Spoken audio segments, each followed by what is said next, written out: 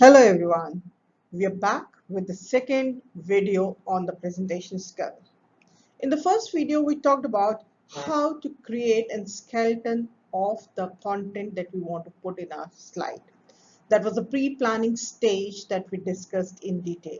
Now that we have identified what do we want in our presentation, it's time to get on the drawing board and start creating your presentation. Now, while creating the presentation, what is very critical is to build engagement in your presentation. And in this video, we are going to talk about how to make your presentation engaging. Hello everyone, I'm Captain Shikha Saxena, founder of Aram Resource Management Solutions, an entity engaged in development of human capital. For all those who missed my previous video, check out the description box. I'm leaving the link for the previous video. So let's move on and talk about how to create engagement in our presentations. Now, I must admit that when we create a presentation, whether it is effective or not, ultimately depends upon how much you engage with the audience. And that is the key to the success. So in this presentation, we'll talk about the various aspects through which we can make our presentation engaging. To begin with, there are different pillars, in fact, the three pillars on which the engagement rests. And these pillars are the look and feel of your presentation. The second pillar is how do you arrange your content and how do you present your content. And in fact, the third engagement pillar is nothing but the body language and the voice control that you will demonstrate when you're out there presenting it. So in this video, what we're going to do is we'll focus on the pillar 1 and pillar 2, since that is what you'll do when you're creating your presentation. So let's move on. So the first pillar that we're going to talk about is the look and feel of your presentation. So what do we mean by look and feel of your presentation? Well, the look and feel of your presentation has several tools, or you have several components that you can look at to say how your presentation looks. Let me tell you that look and feel is kind of a subtle way of engaging and connecting your audience. Anything that looks good is appealing automatically creates an attraction. Therefore, it is kind of a, what should I say, a hidden tool which probably you feel the impact only when you're out there with the audience. But if you think about this and ensure that you have the right element when you're creating your presentation, you actually have created a hook to engage with your audience. So what is the first tool? The first tool is the selection of the template on which you're going to create your PowerPoint. Now, what PowerPoint you create, what kind of look and feel you give to your content depends upon the content, depends upon the template that you select. The PPT that I have created for this, in fact, is a video tutorial. Hence, my presentation template is very bland. It's very blank. But then there is a lot of stress on the content, and hence I have not used a template to attract people. It's the content that's going to attract in this video. But when you're out there to make a presentation, you can look for a template that can be attractive. Now, where do you get this template? One is, if you're creative, you can create one. But in case you are not creative, I'm going to give you a couple of sources from where you can download certain templates. So one of the sources which is commonly used and is free is this slidescore.com. In fact, the Google Slides there are, and there are multiple free templates available. Go look for the right one that you want to create, want to use, not create, but want to use. Now, what you need to understand is that template actually sets the tone for your presentation. It creates associations, it creates image. It's kind of the first impression, that you're leaving on your audience even before you open your mouth. The first slide speaks a lot, and that's what this template selection does. Another site where you can go and look for template is Canva. You can go and check out these two slides and you will know what kind of template do you want. The second tool is play with the colors. Now, it's very important that when you create a presentation, you use colors which are appealing or which have a connect to the content that you are talking about. It could be bright, it could be subtle, it could be pastel. Again, it depends upon the tone of your presentation. Now, people like me who do not have a sense for color normally depend on certain websites to get help, and one of the websites that I use is colorhunt.co. You can go and check out, it will give you lots and lots of combinations, and you can decide which one do you want to use. The next thing that helps you have a good feel in your presentation is use of images, icons, and infographics. Now, this is very, very critical because we say a picture is, worth 1,000 words. Now, if you can get the right image and if you can put it, then you have communicated your message in very, very less words and in a very, very powerful and an engaging manner. Therefore, choose the right image, icons. Icons are the latest things because today a lot of our content is in form of infographics. And when you're doing infographics, icons are really, really good in connecting with the audience. Now, a couple of slides where you can check out for images, HD images, good images, relevant images is the one that I use is Unsplash, Pixabay, Pexel. For icons, I prefer Fleticon, and Noun Project. In case you want to go for paid websites, there are Shutterstocks, iStocks, which really have a good collection, but then they do cost you something. And for infographic, I basically brand on Infographia. So check out these sites and figure out what is it that you want.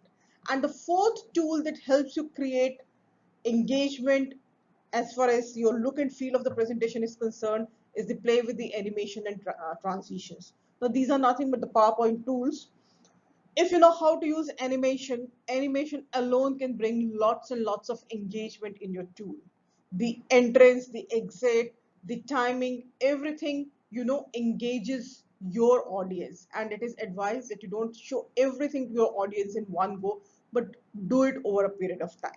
So play around with animations and transitions in case you can time your slides. This really has a very good impact. The second pillar that we have is the content arrangement and presentation. There are two aspects that I'm going to talk about. One is the arrangement and then the presentation. So when I talk about arrangement, it is the content that you have decided. How do you put it on your slides? So the division of the content, that's the first aspect that creates engagement. And basically we talked about it in detail in the previous video where we talked about there's an opening, there's a main body, and there's a conclusion. So ensure that you use images, you use sections to describe when it's opening, when it's main body, and when it's conclusion, so that people are very clear where they are. The second is selection of a storyline. Now, what do I mean by selection of a storyline? It is your narration and transition between various points. So when you come to your main body, or even if you talk about your opening, main body, and conclusion, you move from one section to the other into the third one. Now, how do you weave that transition?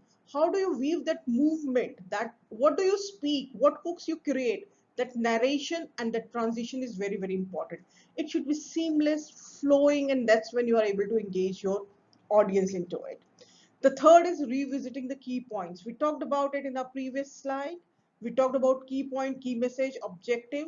Now it's very important that when you create your presentation, you connect it back to what we call as Wi-Fi, explained in detail in the previous video, what is in for the audience. So ensure that each point connects, you speak from that point, and each section is connected to that. That is very, very important to engage your audience, because then they feel that they are on a journey with you, and they are slowly they're moving from stop 1 to stop 2 to stop 3. So ensure that you revisit the key points. And finally, look for the hooks for interaction. Now hooks are anecdotes, experience sharing, data, sayings that the audience can relate with. You cannot go on a presentation where you don't talk about some storyline, something where people say, okay, I can connect to it. I relate to what you're saying. So mostly presentations are effective if you speak from a experience or speak it in a storytelling manner. Now for that, it's very important that you use this tool. The second thing is, like I said, content arrangement, opening, have an attention grabber. In case you have an attention grabber, it's going to be a high engagement level. The second thing is transition from opening to the main body. What is the hook that you're using? I talked about it in the previous, and breaking down your content into bullet points and explaining them one by one. In case I've confused you, I'll just try giving you an example to say what is an attention grabber and how do you transition from there to the main body that I talked about in the previous slide. So let me say if I want to do a presentation where I have an opening like, today's story is the story of how 10,000 rupees can grow to 1800 crores in just 4 decades. Are you interested? Would you like to be a billionaire? Well, if you want, watch this presentation till the end. Now, this is my opening. This is an attention grabber where I talked about 10,000 becoming 1800 crore. People would like to know. Now, doing this opening, how do I transition to the main body? That's what is very important. So here I'm going to talk about using a storyline, and I say, okay, well, when I heard this story for the first time in 2010, I just couldn't believe my eyes. But then I invested 1 lakh rupees, which today is more than 20 lakhs. So in just 10 years, my money has multiplied 10 times. And in today's presentation, I'm going to share the secret of how I did this. Now, this is what I'm talking about, the hooks, engagement, attention grabber, transition from one, main body, transition from the opening to the main body, this kind of interaction I'm talking about. And then arrange your points logically and use simple language. Only use keywords with images on the slides. Don't write your script on the slide. That's for you to speak. Let people hear you. And don't show all the content in one go. Animate the content to reveal it one by one. And finally, ensure that you conclude by reiterating the key points that were discussed in the presentation. So this is what is required as far as the arrangement of the content is concerned. Let's now move on and talk about, okay, in this I have a couple of more things to talk to you. So prioritize your content, eliminate content that is not directly related to your goal. But what you need to say is, when I say create a logical or a sequencing of your presentation, what do I mean? So I mean, if you're doing a chronological thing, arrange it in a sequence. Ensure you start from either the latest and go back, or start from the origin and then move on. The other ways are categorization. If you want to categorize your presentation, or if you have a topic where you can categorize things, please do it. Do one category, then move on to the second category. The third is, if you're talking about problem, ensure that you're talking about solution. Now, this is what logic is all about. All I'm talking about, your presentation should be logical, right? You build it on building blocks. So this is what. So if you're talking about comparing something, ensure you talk about the contrast also. Ideal, reality. Feature, benefits. Old, new. Advantages, disadvantages. Goal, roadmap. So ensure that you talk about all these things. You don't leave it. If you're doing a goal kind of a presentation, ensure the roadmap is there. So all I have told you is, what are the various ways in which you can sequence your presentation. In case there are objections, there has to be answers. Moving forward, we move on to the second aspect of the second pillar, that is the presentation part. Now, what is presentation? Now, presentation is choosing the images and icons. Now, what are the details? Ensure that the image you choose is relevant to the content you are talking about, and place it at a place where it is visually appealing. So what I'm talking about in this is how you can make your presentation visually appealing. That's the context. The second thing is content on the slides. Now, when we talk about content on the slides, ensure the words that you choose, only the keywords need to go on the slide. Your construction of sentences is very, very important, because that is what makes it attractive. And similarly, the amount of content you want to put on a slide. My slides have too much of content because this is a tutorial video. Ideally, a presentation should have just one picture and maybe 1 or 2 words on it, and rest is a story that you're telling. I always loved Steve Jobs presentations. In case you want to see a perfect presentation, as far as my standard is concerned, go and check out a Steve Jobs presentation. Infographics, use them. Relevant ones, because they make it easy to understand, and they create an association with the story you are telling. So use the right infographics. And lastly, the font size and the type of font you are used is a very big engagement tool. Play with the font size, type, color to create an impact. They really help you create an impact. On my next slide, I have a couple of samples for you to just have a look at it. Look at, if you have a risk meter slide and you just put this image there to say that the risk is medium. Nothing more. Rest is the story that you're going to tell. This image, you know, what I say, the picture is worth 1,000 words. That's what the first image is. The second one is a play around with the font size, color. Look at the amount of, the size of the font that has been put there to highlight the numbers, and that is what attracts. The third one is a play with colors, with the animations, and if you see, it's a very, very attractive way of explaining a process where you go from first step to the second step to the third step. So that's basically the infographic aspect that I'm talking about, and play with the icons, putting on these kind of slides, and you have a beautiful presentation to come out with.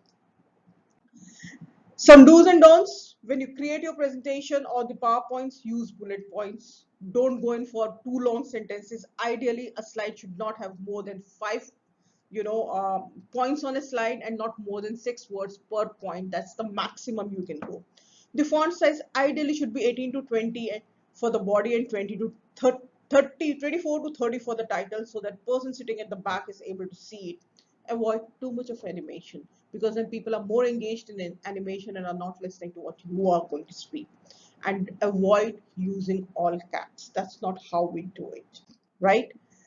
The last pillar, which is body language and voice control, is what I'm going to discuss about in my next video, where I'm going to talk about how to deliver effective presentation.